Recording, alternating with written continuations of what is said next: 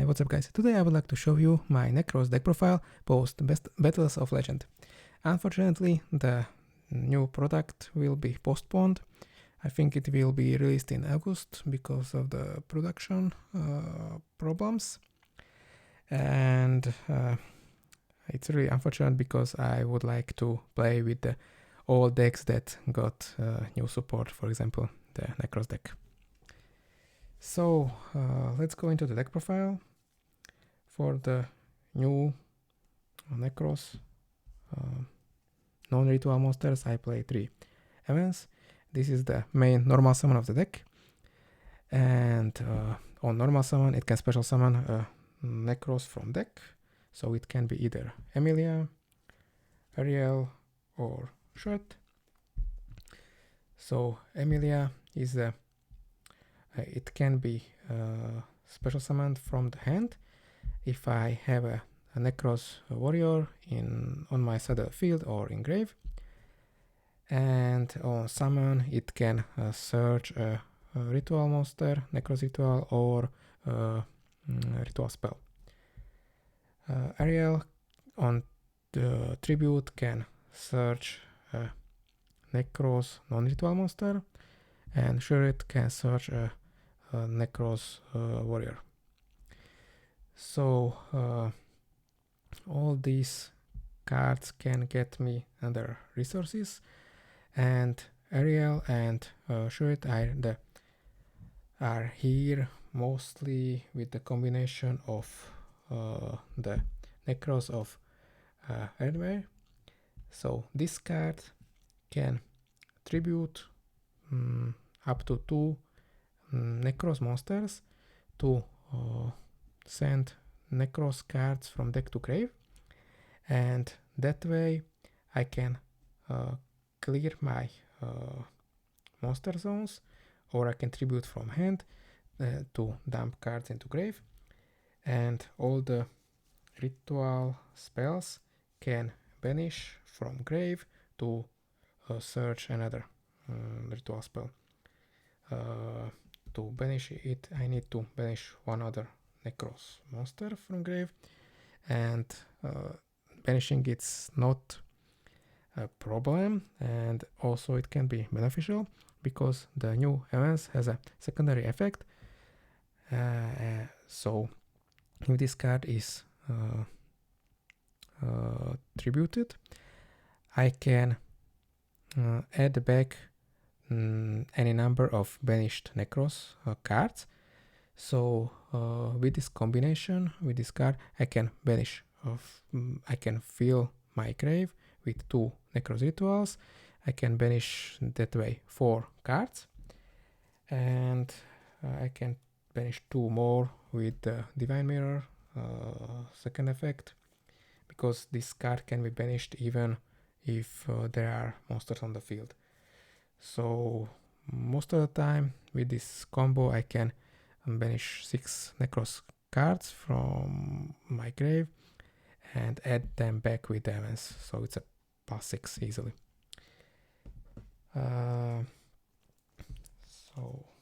And also all these cards except Ariel can fulfill the whole ritual requirements, so it's even easier to ritual summon with the new cards. Next, for the ritual monsters, I play 3 Red Bear, 3 Brio, 2 Causulas, 1 Trishula. These are the warriors, Nekroz warriors. This card is really a fantastic card because it's a starter. It's usually my end board because it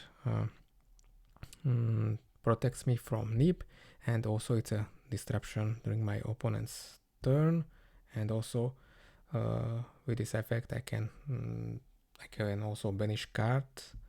So if I negate something, it doesn't go into grave, so it's even better. Bionak is a searcher, also Klauso is a searcher, Yugioh can search monsters, casuals, the Nekroz spells.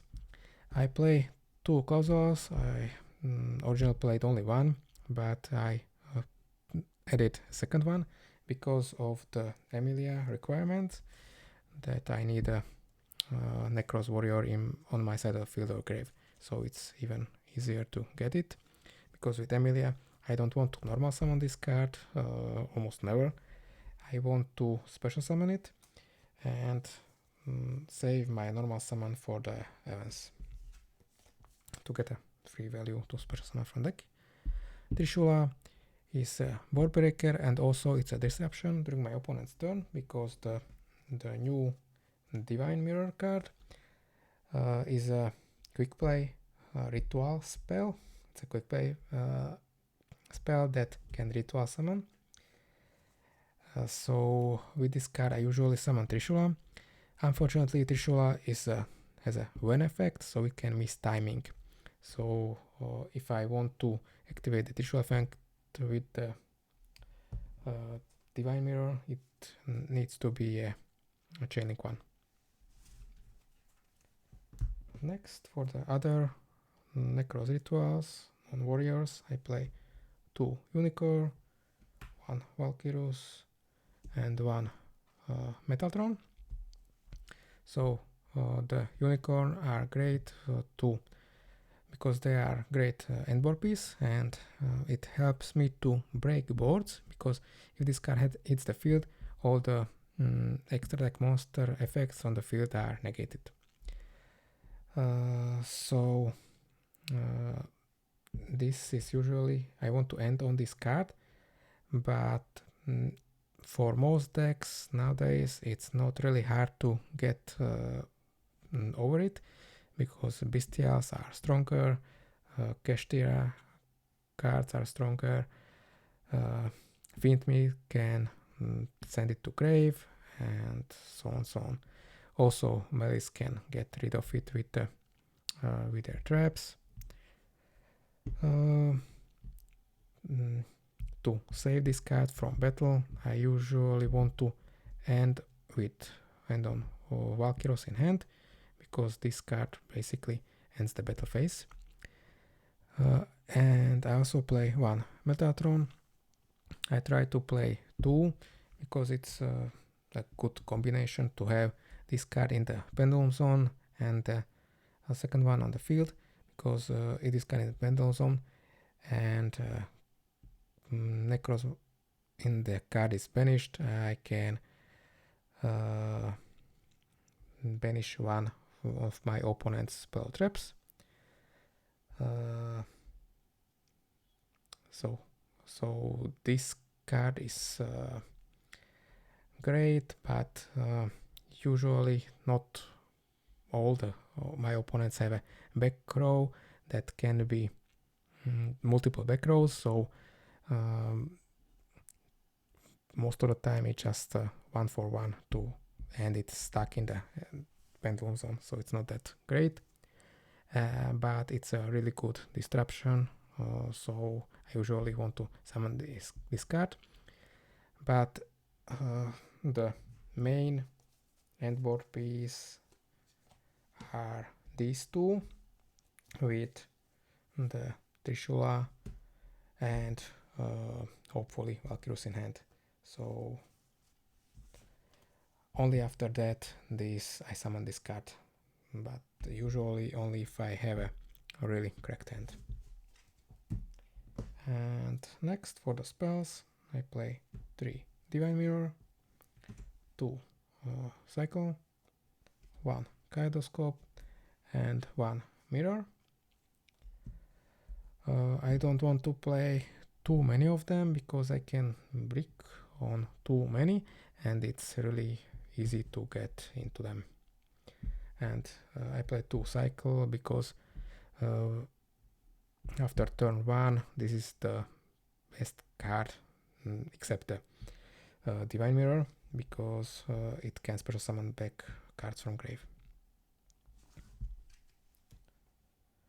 And also this card is really good if I can set it up, because it also can banish cards from grave, so it can add me more resources back with elements. And for the consistency, I play 2 preparation of rites to get me usually Yugioh, and also it can get me back from my ritual spells from grave. Next I play Nadir Servant and Dogmatica Maximus package. So these cards are consistency cards and also board breakers.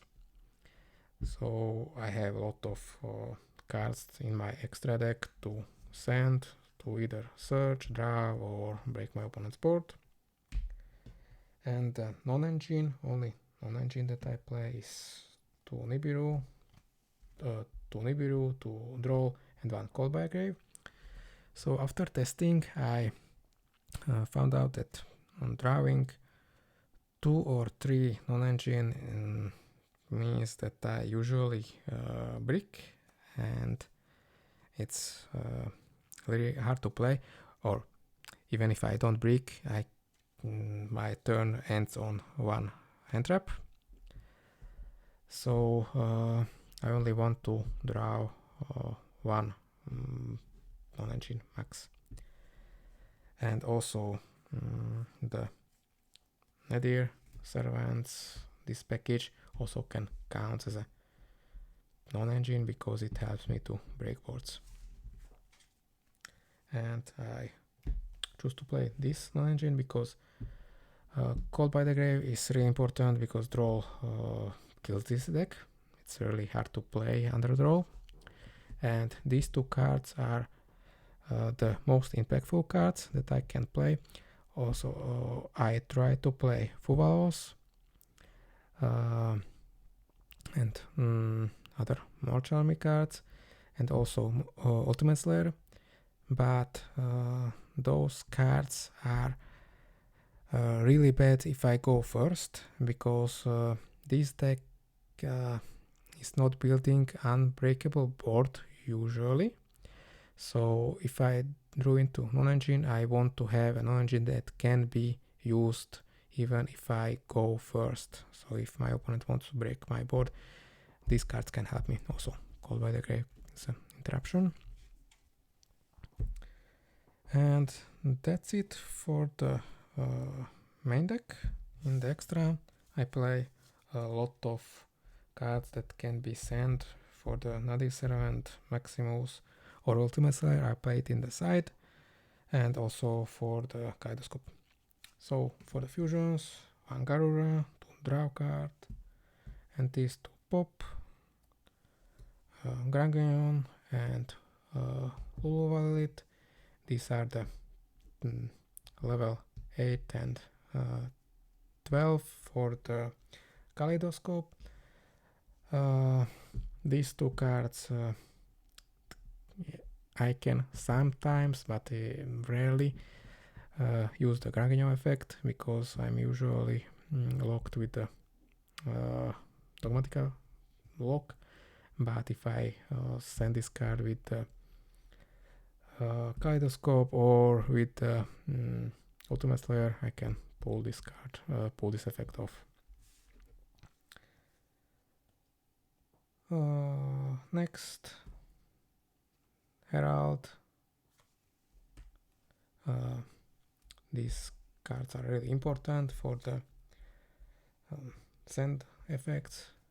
Wind Pegasus Edignister is also interruption that I can set up, because sometimes I don't have any more card to send off that can be beneficial, going first or going second after I break my opponent's board.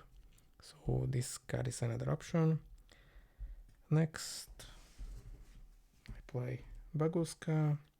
It's a backup plan usually.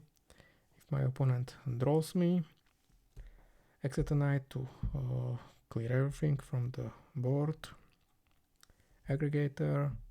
This is usually the Ultimate Slayer target, going second for the Ryziel matchup. one Toad. I cannot summon this card anymore because of the lack of Belmont Shark, but it can get me back a resource from grave. And the links, one Ferrigit. So this card can recycle back a card from the hand and draw another one. Artemis, this card is to turn a spellcaster into this card, so I have a extra deck monster for a spell tonight to banish a card from the field.